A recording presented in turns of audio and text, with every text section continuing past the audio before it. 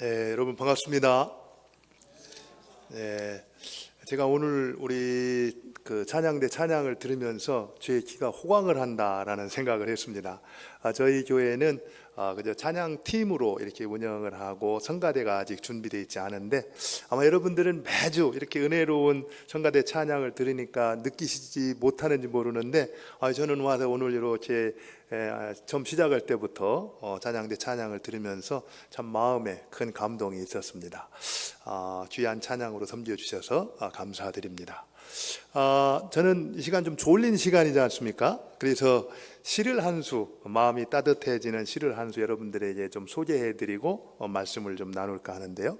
혹시 그 시 PPT 준비가 됐을까요? 안병욱 선생님이 쓴 나의 인생 시라는 시인데 한번 띄워주시면 좋겠습니다. 제가 한번 읽어드리겠습니다. 나는 인생을 사랑합니다. 아침마다 찬미하는 밝은 태양이 있기 때문입니다. 내가 사랑하는 정다운 식구가 있기 때문입니다. 내가 믿고 좋아하는 소중한 친구가 있기 때문입니다. 내가 심혈을 기울여 추구할 천직이 있기 때문입니다. 하나의 핏줄로 얽힌 조국과 동포가 있기 때문입니다. 내가 정성을 다하여 추구할 진리가 있기 때문입니다. 경건한 마음으로 우러러볼 하나님이 계시기 때문입니다. 그래서 나는 나의 인생을 사랑합니다. 이 안병욱 선생님은 자신이 쓴 책에서 만남에는 철학 그 이상의 것이 있다 이런 말씀을 하셨어요.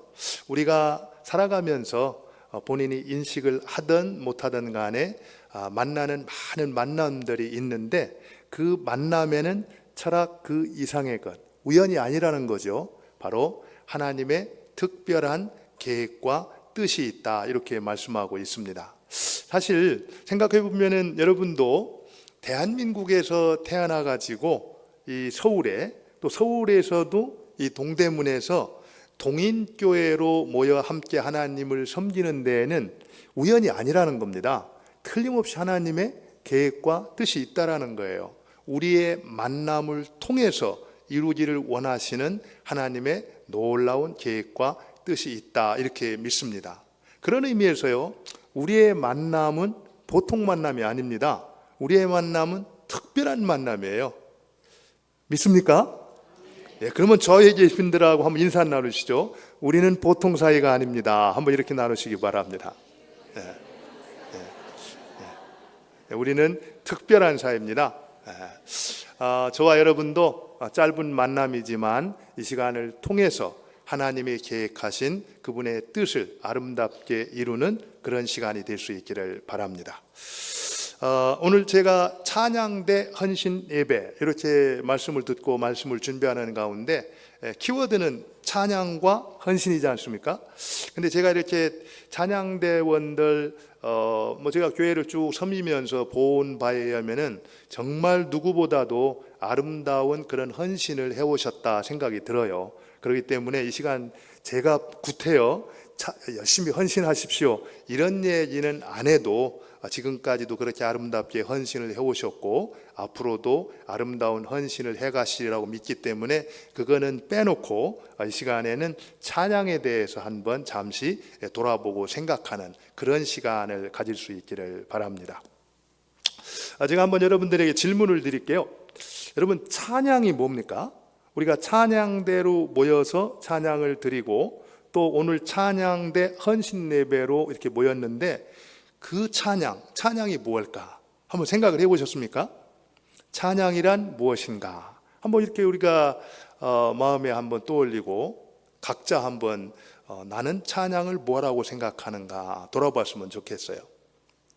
제가 이 질문을 하면은 언뜻 여러분들은 이 앞에 계신 찬양대원들을 생각할 것이고 주일 예배에 형식을 갖추어서 입술로 부르는 곡조 있는 이 노래를 떠올리기가 쉬울 겁니다. 맞습니다. 그것이 찬양인 것은 사실이에요. 그렇지만 사실 성경이 말하는 찬양은 그것보다 굉장히 더 큰 개념입니다. 그것도 찬양이지만 실제로 성경에서 말하는 찬양은 정리를 하면 그래요. 우리가 우리의 몸을 움직여서 행하는 하나님의 하나님 되심을 드러내는 모든 것들이 다 찬양이다, 이렇게 말할 수가 있습니다. 여러분들 로마서 12장 1절에 보면은 사도 바울이 이제 그런 권면을 하잖아요. 우리가 잘 아는 대로 사도 바울의 서신서를 보면은 항상 그래요. 전반부에는 교리를 얘기하고 후반부에는 그 교리에 합당한 삶의 실천을 이제 권면을 하거든요. 로마서도 마찬가지입니다. 1장부터 11장까지의 내용을 볼 것 같으면은 너희가 어떤 사랑과 은혜로 구원을 받게 되었는가, 하나님이 베푸신 은혜를 쭉 소개를 합니다. 그리고 12장에 딱 시작하면서 그러므로 이렇게 시작을 해요. 그러므로 이제 너희는 너희 몸을 하나님이 기뻐하시는 산 제사로 드려라, 이렇게 이제 말을 하거든요. 그때 너희 몸을 하나님이 기뻐하는 산 제사로 드려라, 이렇게 말할 때 너희 몸, 그게 뭔가? 그 얘기는요, 우리의 몸을 움직여서 할 수 있는 모든 것들이 다 하나님이 받으실 만한 산 제사로 드려져야 된다, 이렇게 말을 해요. 그렇다면 우리가 몸을 움직여서 행하는 것은 뭘 말합니까? 생각부터 마음부터 말부터 행동, 우리가 할 수 있는 모든 것이 뭐라고요? 하나님이 받으실 만한 산제사가 된다, 이런 뜻이거든요. 그렇다고 그러면은 찬양도 마찬가지입니다. 보통 여러분들 우리가 신앙생활을 할 때 간혹 보통 우리가 전문 용어로 환원주의라고 얘기하는데요. 신앙에 있어서 환원주의에 빠지면 굉장히 위험합니다. 무슨 얘기냐면은 보통 신앙생활이 뭡니까? 이렇게 얘기를 하면은 주일날 예배에 참석해서 하나님을 예배하고 또 성경을 보고 찬송을 하는 겁니다. 보통 이렇게 얘기할 수 있잖아요. 그러면은 그거 빼놓고 다음에 주일 빼놓고 나머지는 신앙생활 안 합니까? 그렇지 않잖아요, 그죠? 마찬가지예요. 우리가 또 예배가 무엇인가, 이런 이제 질문을 했을 때 예배라는 것은 주일날 정해진 시간에 우리가 참석해서 말씀을 듣고 찬양하고 기도를 하고 이렇게 함께 드리는 모임, 그것을 예배라고 한다면은 그거 빼놓고 우리는 삶 속에서는 예배를 드릴 수가 없는 거죠. 그러나 사실 주일날 형식을 갖춰서 드리는 것도 예배인 건 사실이에요. 그리고 예배에서 정말 중요한 부분인 건 사실입니다. 그러나 그뿐만 아니라 삶 속에서 우리 주님의 말씀에 순종하는 그 헌신과 희생이 있는 그 삶 자체가 뭡니까? 하나님이 기뻐 받으시는 예배라는 거예요. 찬양도 마찬가지입니다. 우리가 이렇게 그 노래로 또 우리의 입술로 곡조 있는 그 찬양을 예배 시간에 하나님 앞에 올려드리는 것, 이것도 굉장히 중요한 찬양이지만 찬양은 그 정도가 아니라는 겁니다.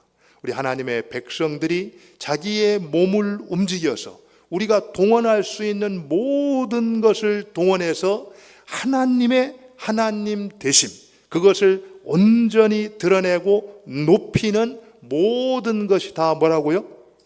찬양이라는 겁니다. 그런 의미에서 우리가 보통 찬양도 두 가지로 좀 정의를 내릴 수가 있죠. 우리가 삶으로 드리는 찬양이 있고 입술로 드리는 찬양이 있다, 이렇게 볼 수가 있습니다. 그러니까 지금 우리가 성가대로 모여서 또 예배 시간에 모여서 드리는 찬양은 뭐로 드리는 거예요? 우리의 입술로 드리는 찬양이라고 한다면은 우리가 평소 생활하는 가운데 정말 하나님을 사랑하고 그분의 말씀을 순종하면서 믿음으로 살아내는 삶, 그런 삶을 통해서 하나님의 하나님 되심을 드러낸다라고 하면은 그것은 뭐예요? 우리의 삶으로 드리는 찬양이 될 수가 있다라는 겁니다. 그런데 우리가 입술로 드리는 찬양이 하나님이 받으실 만한 기뻐하는 찬양이 되기 위해서는 뭐가 뒷받침돼야 된다라는 거예요? 평소 우리가 일상 속에서 살아가는 삶이 하나님이 기뻐하는 찬양이 될 때 우리가 노래로 또 입술로 형식을 갖춰 드리는 찬양을 하나님께서 기뻐 받으신다, 이렇게 볼 수가 있습니다. 사실 제가 아주 굉장히 충격적인 얘기를 들었는데, 이제 학생들을 지도할 때였어요. 그 이제 학생 사역자인데 사역자가 찬양을 참 인도를 잘했습니다. 그래서 찬양을 할 때는 눈물을 흘리고 뭐 이렇게 감동을 받고 그랬어요. 근데 그 친구가 화장실에 가서 하는 말을 듣고 깜짝 놀란 거예요. 화장실에 가서 그 입에서 나오는 게 막 육두문자가 막 나오고 그러는 거예요. 그럼 여러분들 생각해 보십시오. 바로 생활 속에서는 하나님이 기뻐하는 삶을 살지 못하고 하나님 앞에서 형식을 갖추어서 드릴 때 그 입술의 찬양이 아무리 아름답다 할지라도 사람들은 속을 수 있어요. 그렇지만 하나님께서 그 찬양을 기쁘게 받으실까? 그런 의미에서 찬양이란 우리가 우리의 몸을 들어서 우리가 동원할 수 있는 것을 모두 동원해서 하나님의 하나님 되심, 다른 말로 하면 하나님의 영광이죠. 그 하나님의 영광을 드러내고 그 하나님 앞에 하나님을 높이는 것, 이것이 찬양이다, 이렇게 말할 수가 있습니다. 저는 우리 동인교회 성도님들, 우리도 찬양대원들이 일상 속에서도 삶으로 하나님을 찬양하되 그 아름다운 삶을 들고 나와서 형식을 갖추어 찬양의 노래로, 입술로 하나님을 존귀케 하는 복된 성도님들 다 될 수 있기를 바랍니다. 그러면은요, 이 시간 우리가 찬양을 왜 해야 되는가? 여러분들 찬양을 왜 해야 됩니까? 찬양. 사실 우리가 신앙생활을 하면서 특별히 종교적인 면에 있어서는요, 그 목적과 의미를 정확하게 이해하는 게 중요합니다. 그렇지 않으면 항상 우리는 매너리즘에 빠질 수 있고 형식주의에 흐를 수밖에 없어요. 그래서 알고 있다 할지라도 늘 그렇게 질문하는 게 좋아요. 찬양을 왜 해야 되지? 내가 지금 찬양대에 앉아 있는데 또 지금 찬양을 시작을 해야 되는데 내가 왜 찬양을 해야 되는 거지? 한번 물어보고 그 목적에 합당하게 반응할 때 우리는 하나님이 기뻐하는 그런 찬양을 올려드릴 수 있다는 거예요. 뭐 알고 계시겠지만 우리가 하나님을 찬양해야 되는 이유가 뭡니까? 찬양해야 되는 이유가 뭐죠? 우리 이사야 한번 볼까요? 43장 21절을 한번 보도록 하겠습니다. 한번 같이 한번 읽겠습니다. 시작.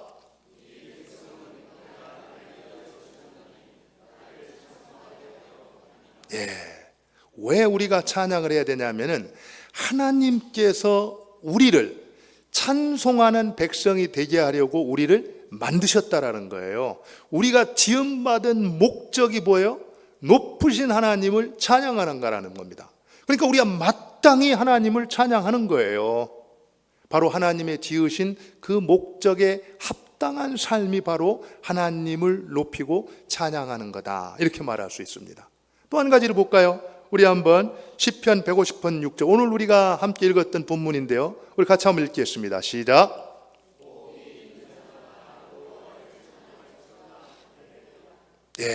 여기 보면 호흡 있는 자마다 여호와를 뭐라고요? 찬양할지어다. 하나님의 명령입니다. 찬양하는 것은 하고 싶으면 하고 하기 싫으면 안 해도 되는 그런 것이 아니라는 거예요. 옵션이 아니라는 겁니다. 하나님이 우리에게 주신 명령이라는 거예요. 도둑질하지 말라, 간음하지 말라, 살인하지 말라, 이렇게 명령하는 것과 똑같이 지키면은 마땅한 것이고 지키지 않으면은 하나님 앞에 범죄하는 것과 마찬가지로 찬양도 역시 뭐라고요? 하나님의 명령이라는 겁니다. 그렇기 때문에 우리가 할 수 있는 한 온 몸을 다해서 우리의 입술을 통해서 뭐 해야 된다라는 거예요? 하나님을 찬양하는 것이 마땅하다라는 겁니다. 여러분들, 내가 찬양하고 싶으면 하고 찬양하기 싫으면 안 해도 되고 그게 아니라는 거예요.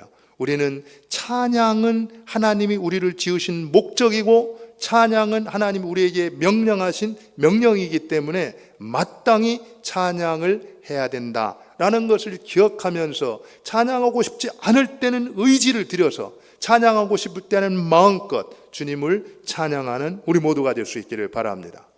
또 한 가지는요, 왜 찬양을 해야 됩니까? 우리 계시록 5장 12절을 볼까요? 계시록 5장 12절은 천상의 예배를 보여주는데 그때 이제 찬양의 소리가 들려지요. 같이 한번 읽겠습니다. 시작.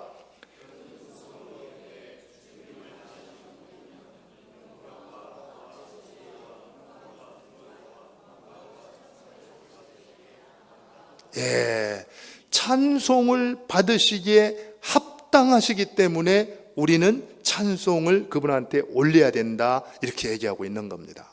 우리 주님은, 하나님은 찬양받기에 합당하신 분입니다. 그분이 우리를 위해서 십자가를 지시고 우리의 구원자가 되시고 우리의 생명을 주신 분이기 때문에 우리가 그분을 높이고 찬양하는 것은 마땅한 바다, 이렇게 말하고 있는 거예요. 우리가 항상 찬양을 할 때마다 내가 왜 주님을 찬양해야 되는가 꼭 기억할 수 있기를 바랍니다. 하나님이 우리로 하여금 찬송케 하려고 우리를 지었기 때문에, 또 하나님 우리에게 하신 명령이기 때문에, 또 우리가 찬양하는 것이 합당하기 때문에 우리는 그분을 찬양해야 된다. 이 사실을 기억하고 찬양할 때 우리의 찬양이 분명한 목적이 있는 찬양이 되고 주님이 기뻐하는 찬양이 될 수가 있다는 겁니다. 그러면 구체적으로 우리가 어떻게 찬양해야 될 것인가? 아마 여러분들이 잘 알고 계시리라고 봐요. 그렇지만 한번 또 이렇게 돌아보면서 마음을 새롭게 정리하는 또 그런 시간이 됐으면 좋겠어요. 우리는 어떻게 찬양을 해야 되는가? 먼저 시편 100편 1절 2절을 한번 볼까요? 같이 한번 읽겠습니다. 시작.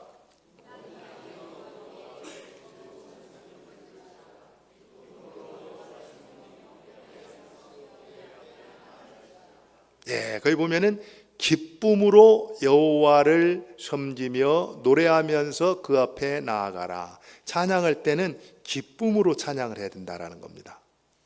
그러면 여러분들 이렇게 말할 수 있죠.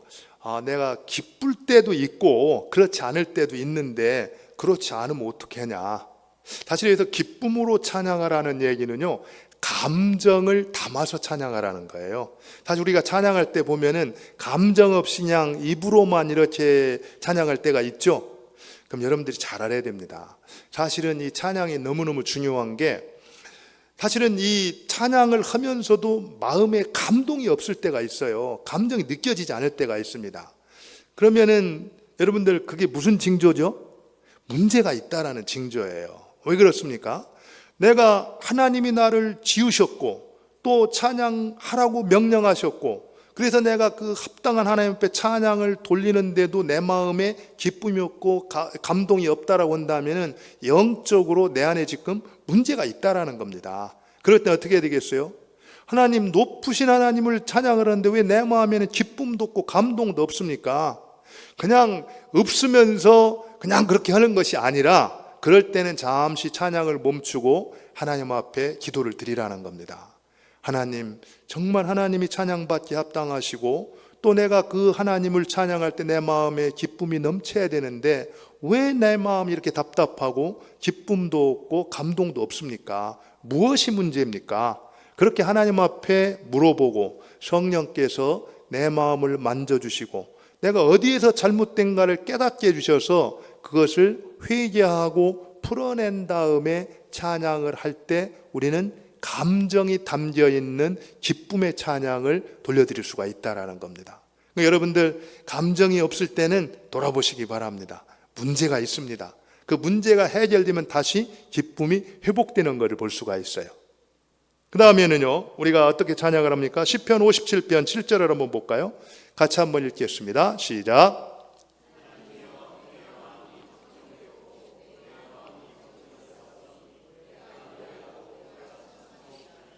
예, 사실은 이거는 감정하고 또 다른 면인데요.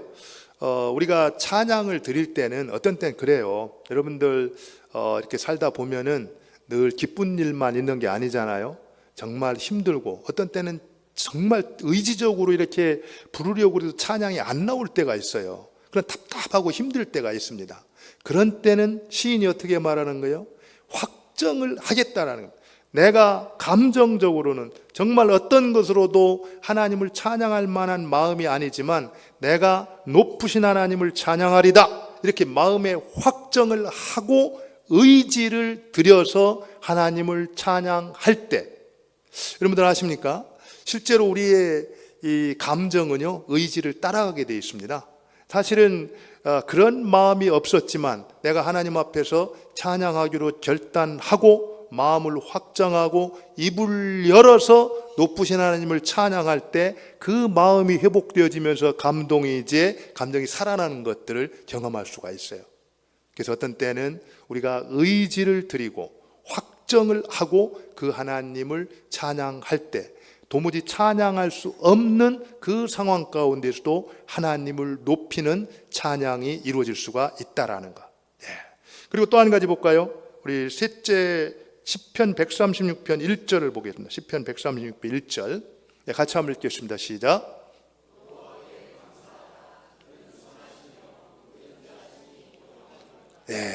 감사함으로 찬양하라.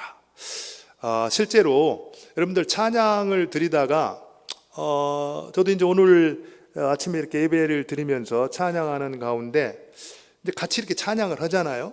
그러면 같이 찬양한다고 해서 꼭 똑같이 할 필요는 없습니다. 이게 찬양을 드리다가도 마음의 감동이 있으면 기도로 바뀌어도 돼요. 여러분들 같이 찬양하는데 내가 한 사람 찬양하는 가운데 기도한다고 해서 옆에 사람이 뭐라고 말 안 합니다. 왜냐하면 그 마음의 감동이 들릴 때 특별히 찬양을 하는데 정말 하나님의 인자하심이 영원하미로다. 그 신실하심이 영원하미로다. 하나님께서 내게 베풀어 주신 은혜, 그런 것들이 떠오를 때는요, 그냥 그 자리에서 찬양을 멈추고 기도로 전환이 된다라는 거예요. 하나님 참 감사합니다. 내가 지금까지 살아오면서 주님이 내게 대우하셨던 것, 베푸셨던 것을 볼 때 정말 감사합니다. 그럴 때는 그냥 그 자리에서 감사의 기도, 이 감사의 기도가 찬양이 되는 겁니다. 무엇보다도 우리가 찬양을 할 때는 맹목적으로 하지 말고 하나님이 누구신가, 그리고 나는 그분에게 어떤 존재인가, 지금까지 그분이 내게 인생 가운데 어떤 은혜를 베풀어 주셨는가, 이런 것들을 하나씩 돌아보면서 감사함으로 찬양하는 것, 이것이 우리가 찬양하는 방법이라는 거죠. 또 한 가지는요, 우리 시편 100편 2절을 볼까요? 시편 100편 2절을 같이 보겠습니다. 시작.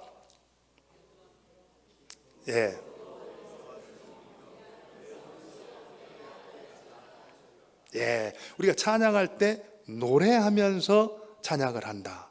사실은 우리가 지금 찬양대로 부르는 찬양이 노래로 부르는 찬양이잖아요. 그런 의미에서 사실 이 찬양 가운데 하나님께서는 우리가 노래로 찬양하는 것을 기뻐하세요. 그리고 우리가 노래할 때 사람들, 이 모든 회중들의 마음이 하나로 모아지는 걸 볼 수가 있습니다. 그래서 하나님 앞에 담아서 올려지는 걸 볼 수가 있어요. 여러분들 선교지에서도요, 선교사들이 가서 복음을 전할 때 말도 안 통하고 문화도 다르고 그런 지역에서 선교의 도구로 사용하는 것 중에 하나가 뭐냐면은 음악이에요. 음악. 여러분들 혹시 미션이라는 영화 보셨어요? 산종마을에 가서 아무것도 안 가서 가브리엘스 오보에 그 소리를 들으면서 얼마나 마음이 큰 감동이 됩니까? 그런 것을 통해서 이제 마음 문이 열리고 이제 그들이 하나님께로 나아가게 되는데, 사실은 이 노래라는 것은 굉장히 중요합니다. 제가 이제 제 아내는 음악을 잘해요. 근데 저는 이 음악에 조금 이렇게 깡통입니다. 그래서 찬양을 이렇게 부를 때면은 가사가 중요하지 음이 뭐 그렇게 중요하냐, 그런 얘기를 하면서 이제 찬양을 큰 소리로 이렇게 부르고는 했는데요. 그러나 알아야 됩니다. 사실은 가사가 중요합니다. 그 가사의 의미를 이제 하나님 앞에 올려드리는 거잖아요. 그렇기 때문에 찬양팀에서든지 어디에서든지 간에 정말 찬양을 드릴 때 먼저 그 가사를 묵상하고 찬양을 부르는 건 굉장히 중요해요.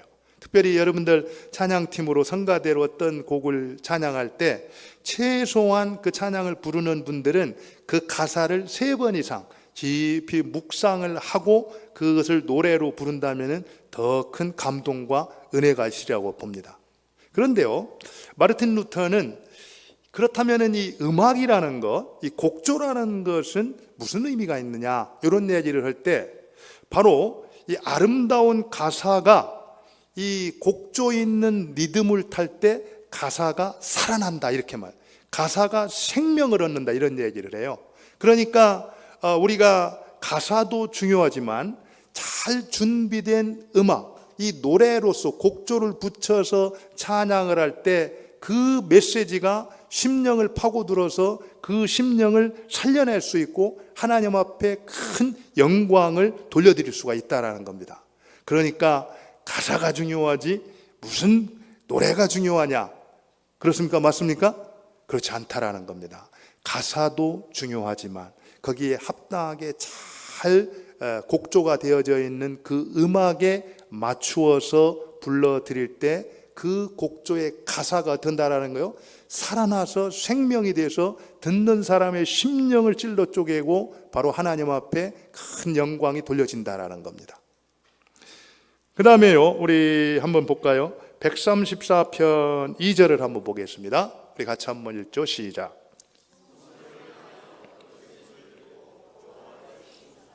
네, 여기 보면은요,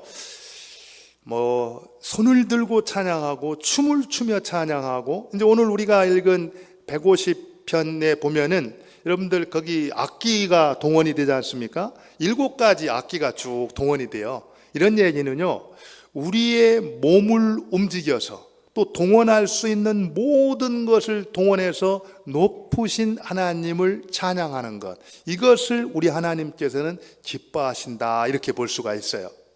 아무래도 이제 전통적인 그런 교회에서는 이렇게 드럼을 치거나 이렇게 그 기타를 치거나 이런 부분들에 대해 조금 보수적인 입장을 취할 수 있거든요. 그게 문화기 때문에 그것을 잘못됐다 이렇게 말할 수는 없을 것 같아요. 그렇지만 성경에서 보면은 우리가 동원할 수 있는 모든 악기들을 동원해서 높으신 하나님을 찬양하는 것, 이것은 성경적이다, 우리가 이렇게 말할 수가 있다라는 겁니다. 그래서 우리가 누군가가 내가 원하지 않는 스타일, 타입으로 뭘 하는 것을 판단하고 비판할 필요는 없다라는 거예요. 왜 그렇습니까? 여러분들, 다윗이 이 언약궤가 이제 다윗성으로 들어올 때 너무너무 기뻐가지고 그 도포를 입고 나가가지고 막 춤을 췄잖아요. 그런데 그 모습을 누가 흉을 봤습니까? 미갈이 흉을 봤어요. 그랬다가 하나님 앞에 미갈이 큰 벌을 받게 되는 걸 볼 수가 있습니다. 그 다윗이 왕이었으면도 왕이 채통 없이 어떻게 그런 춤을 추고 그럽니까? 그게 아니라는 겁니다. 우리가 움지어서 행할 수 있는 모든 것을 통해서 하나님을 높일 때 하나님은 영광을 받으신다라는 겁니다. 그런 의미에서 우리가 어떻게 주님을 찬양할 것인가? 우리가 동원할 수 있는 모든 것을 동원해서 높으신 하나님을 찬양하는 것, 이거 주님이 기뻐하신다, 이렇게 볼 수가 있죠.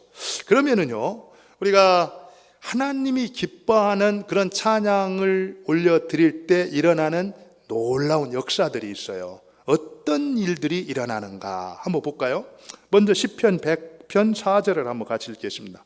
시편 100편 4절 같이 읽습니다. 시작. 100편 4절입니다. 예, 같이 읽습니다. 시작.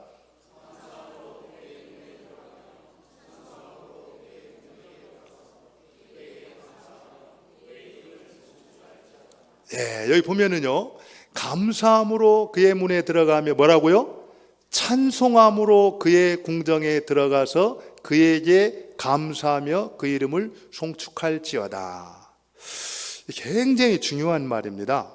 이제 하나님의 예배자들이 성전을 향해서 나아갈 때 바로 찬송과 함께 성전의 문이 열린다라는 거예요. 다시 말해서 우리가 매 주일마다 하나님 앞에 나와서 예배로 나가지 않습니까? 우리가 예배 자리로 나아갈 때 어떻게 하면은 하나님의 임재를 우리가 경험하고 하나님 앞에 나아갈 수가 있을까? 뭘 통해서? 찬양을 통해서 우리는 그 하나님의 임재 앞으로 나갈 수가 있다라는 겁니다. 사실 그런 의미에서요, 우리 찬양대 여러분들의 이 찬양 너무너무 중요한 겁니다. 매 주일 여러분들의 헌신과 수고, 그거를 통해서 온 교우들이 하나님 앞으로 나아갈 때 그 임재 앞으로 나아가는 문을 활짝 열어 제끼는 것이 뭐라고요? 찬양이라는 겁니다.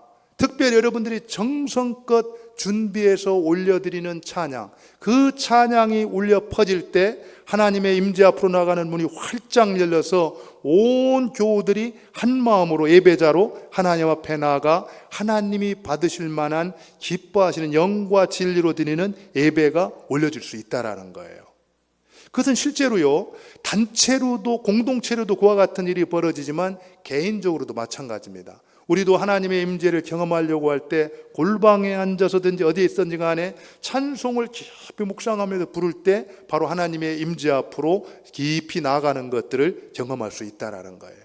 바로 찬송이 울려 퍼질 때 하나님의 임재의 문이 활짝 열린다라는 거.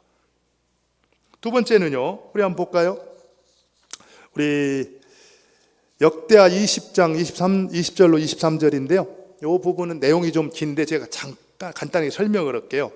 여러분들이 이제 이 여호사밧이 암몬의 군대가 쳐들어왔을 때 도저히 그 군대로서는 감당할 수가 없었어요. 그래서 하나님 앞에 나가서 기도를 드립니다. 우리를 좀 불쌍히 여겨주십시오. 우리를 구해주십시오. 우리는 감당할 수 없습니다. 그랬더니 이 선지자를 통해서 하나님이 뭐라고 말씀합니까? 걱정하지 마라. 내가 그들을 내 손에 붙였다. 이렇게 얘기를 하거든요.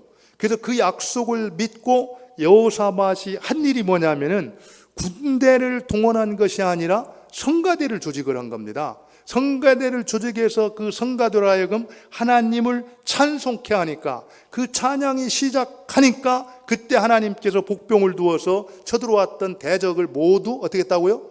패퇴시키고 물리치셨다라는 겁니다. 찬송이 울려 퍼질 때 대적이 물러가는 역사가 일어날 수 있다라는 거예요. 여러분들 알고 있습니까? 사울이 악신에 걸려서 괴로워하고 번민했을 때 다윗이 그 앞에 가서 수금을 타고 찬양을 불렀을 때 어떤 일이 벌어졌습니까? 악신이 쫓겨나가는 역사가 있다라는 거예요. 실제로 우리가 영적으로 곤궁하고 힘들고 어려움을 당했을 때 입을 크게 벌려서 마음껏 주님을 찬양할 때 마귀가 물러가는 역사가 일어난다라는 겁니다.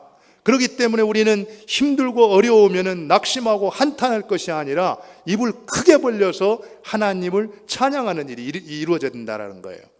실제로요, 제가 대학교 다닐 때 그 선교단체에 소속되어 있었는데 그때 이제 열심히 전도를 했어요.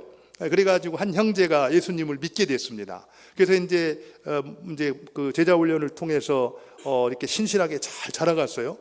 근데 어느 날 이제 나누고 있는데 평소와는 완전히 다른 이 반응을 보이는 거예요.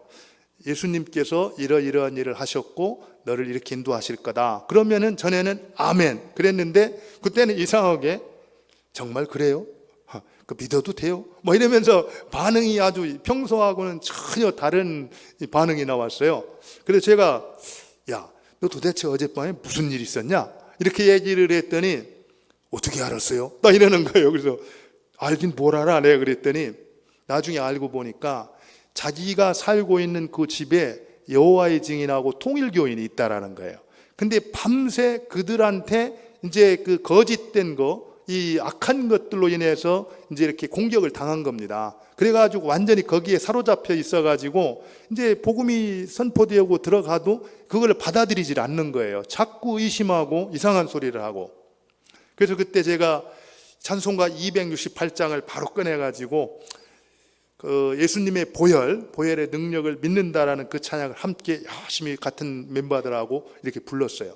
그랬더니 그 친구가 그 찬양을 부르고 난 다음에 눈물을 콧물이대로 흘리고 나더니 회개를 하고 다시 그 영혼이 회복되는 것들을 경험할 수가 있었습니다. 여러분, 우리가 믿음으로 찬양할 때 대적이 물러가고 악신이 물러가고 심령이 새롭게 회복되어지는 그런 역사가 일어나는 줄을 믿으시기 바랍니다.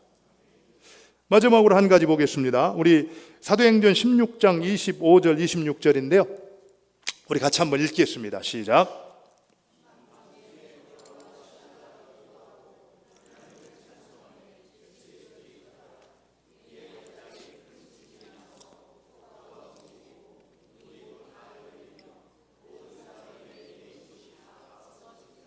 예, 이건 우리가 잘 아는 대로 빌립보에서 있었던 일 아닙니까? 빌립보에서 복음을 전했을 때 이제 그 귀신 들린 자, 그 귀신의 어떤 힘을 입에서 돈벌이 하던 사람이 이제 귀신이 쫓겨나가니까 이제 그걸 견디지 못해가지고 바울 일행을 고소해가지고 바울과 실라가 감옥에 잡히게 됩니다. 깊은 감옥에 이제 착고에 차여서 이제 묶여 있었는데 그때 사실은 이런 상황에서 우리가 찬송을 한다라는 것도 쉽지는 않죠. 그러나 바울과 실라는 한밤중에 그 감옥에 있는 모든 사람들이 다 들을 수 있도록 큰 소리로 어떻게 했어요? 찬송을 불렀습니다. 근데 찬송을 불렀을 때 어떤 일들이 벌어졌다고 했어요? 옥문이 열리게 되고 모든 매어있던 것이 어떻게 했다고요? 풀어지는 역사가 일어났다라는 겁니다. 이거는 상징적으로 영적으로 굉장히 중요한 의미가 있어요. 우리가 살아가면서 정말 뭔가 얽히고 설쳐가지고 정말 이것만 해결되면 내 인생이 좀 나를 수 있을 것 같은데 발목이 잡힌 것 같고 묶여 있어가지고 도무지 앞으로 나아갈 수가 없는 그런 일들을 만날 때가 있습니다. 악한 영이, 그 결박이 우리를 사로잡고 있을 때 우리가 어찌할 수가 없다라는 거예요. 그런 상황 가운데에서 우리가 지혜를 낸 듯 힘으로 능으로 안 된다라는 겁니다. 바로 그런 상황에서 바울과 실라는 어떻게 했어요? 찬송을 불렀다라는 거예요. 찬송을 불렀더니 옥문이 열리고 모든 매었던 것이 풀어지는 역사가 일어났다라는 겁니다. 여러분들 정말 주님을 섬기고 믿음으로 살아가는데도 불구하고 악한 세력의 도전들이 있습니다.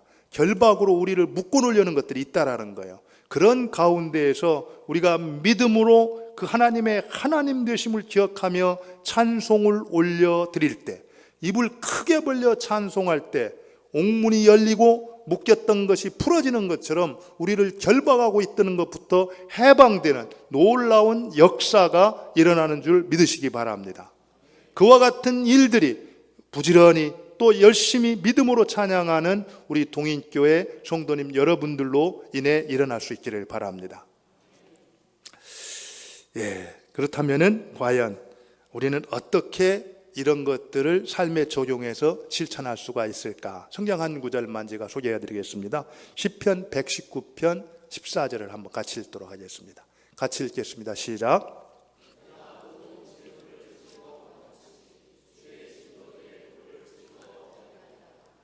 이게 제가요 119편이 아니라 19편 14절인데 제가 요게 잘못 보내드린 것 같습니다. 그 19편 14절에 보면은 우리가 잘 아는 거 제가 불러드릴게요. 나의 반석이시오 나의 구속자이신 여호와여, 내 입술의 말과 내 마음의 묵상이 주님 앞에 연락되기를 원하나이다. 뭐라고요? 내 입술의 말과 내 마음의 묵상이 주께 연락되기를 원하나이다. 저는 이 시간 찬양 헌신 예배를 드리는 여러분의 적용 말씀으로 이 말씀을 마음에 새겼으면 좋겠어요. 우리가 하는 말, 이 말의 기도, 그리고 또 우리 마음속에 품고 있는 마음의 묵상, 이것이 하나님 앞에 연락되어지는, 이게 무슨 얘기입니까? 우리 마음속에 늘 생각하는 것들은 어떻게 해요? 온갖 별의별 것들이 다 떠오르잖아요. 그런데 그런 모든 것들이 주님이 받으실 만한 그런 것이 되기를 원한다, 이렇게 말하고 있는 거예요. 다시 말해서 내 존재 전체가 하나님이 받으실 만한, 그 하나님이 연락하시는 그런 것이 되기를 원합니다. 입술의 말과 마음의 생각과 전 인격이 하나님이 받으실 만한, 하나님이 기뻐하시는 그런 것이 되기를 원합니다. 이렇게 기도를 드리고 그렇게 살아갈 때 우리는 찬양으로 하나님을 높일 수가 있습니다. 그리고 그런 찬양의 삶을 살아가는 우리를 통해 하나님이 영광을 받으신다라는 거예요. 여러분들이 오늘 예배를 마치면서 내 입술의 말과 마음의 묵상이 주께 연락되기를 원합니다, 이렇게 고백하고 기도하고 그렇게 살아갈 수 있기를 바랍니다. 한번 따라해 볼까요? 내 입술의 말과 저기 있네요. 같이 한번 처음에 같이 읽겠습니다. 같이 읽겠습니다. 시작.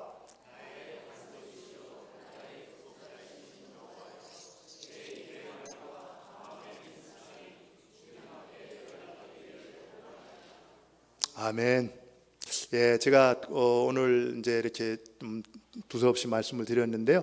한 가지 이제 말씀을 나누고 맺게요. 제가 대학교 다닐 때 타임지 표지 기사에 3,000년 된 씨앗 이런 제목의 기사가 있었어요.